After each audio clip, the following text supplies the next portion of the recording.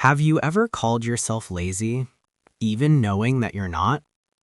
You look at the task, you know it's important, you know you need to do it, but you simply can't start. And the more you delay, the more guilt you feel. It looks like a lack of willpower. It looks like disinterest. It looks like disorganization. But what if I told you it's not laziness? What if what's happening is something else, something deeper? Because laziness is not wanting to do it. And in your case, you do want to. The problem is that even wanting to, you feel stuck, as if there were an invisible weight between you and action. And when the mind freezes, the body doesn't move. You don't avoid the task because it's difficult. You avoid it because it activates pressure. When something is important, your mind understands that there is risk. Risk of failing, risk of disappointing, risk of confirming an old fear of not being good enough. And when the brain detects risk, it tries to protect you, not with a clear warning, but with distraction. Suddenly, anything seems more urgent.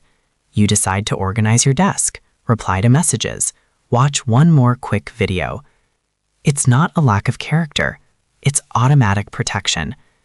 Your brain prefers a small comfort now rather than facing a possible frustration later. And the greater the importance of the task, the greater the pressure, and the greater the freeze. You wait to feel like acting. You think, when I'm more focused, I'll start. When I'm more motivated, I'll do it. But that feeling almost never arrives the way you imagine, because motivation usually doesn't come before action. It appears after you begin. The problem is that when you're mentally stuck, everything feels too heavy. Even simple tasks take on an exaggerated size. Your brain turns a small step into something enormous. And the bigger the task seems, the more energy it requires just to think about it. So you postpone it. Not because you don't care, but because in that moment, your mind is tired before it even starts. You are accumulating too many decisions. Every day you need to choose what to do, where to start, how to do it, when to finish. It seems simple, but each choice consumes mental energy. When you leave everything open without a clear first step, your brain goes into overload. And when there is overload, it freezes. It's like opening 10 tabs on your computer and trying to run everything at the same time. Nothing flows. So you feel that strange sensation of being busy, but unproductive. Thinking a lot, doing little. It's not laziness. It's too many options without defined direction. The more undefined the beginning, the harder it becomes to move. You turned performance into identity. When something you do starts defining who you are, every task gains emotional weight. If you've always been seen as responsible, you need to get it right. If you've always been considered intelligent, you need to do it well. So a simple activity stops being just a task. It becomes proof. Proof of competence. Proof of value. Proof that you are still who people say you are. And when everything becomes proof, the fear of failing increases, because failing doesn't feel like just making a mistake. It feels like losing part of your own identity. And to avoid that pain, your mind prefers to postpone, because as long as you don't try, you don't risk that image. Another point, your body is part of this freeze too. When you think about something that creates pressure, your nervous system reacts as if it were a real threat. Your breathing changes, your attention scatters, your energy drops. You call this discouragement, but often it is accumulated tension. The brain goes into defense mode, and in defense mode, it doesn't want to create. It doesn't want to produce. It wants to avoid discomfort. That's why you feel the urge to escape to something easier. Scrolling your phone, watching videos, doing anything that doesn't require exposure. It's not a lack of ambition. It's your system trying to reduce stress.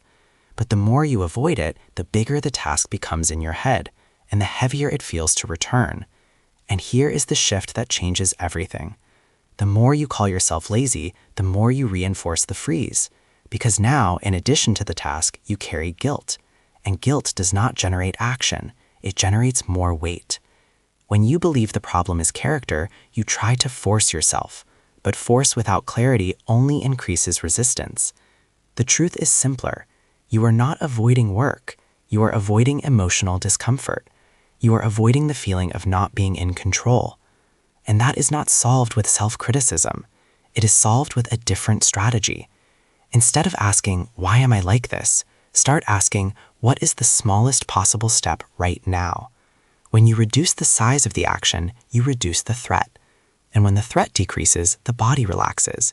And when the body relaxes, you begin. So here is the final point.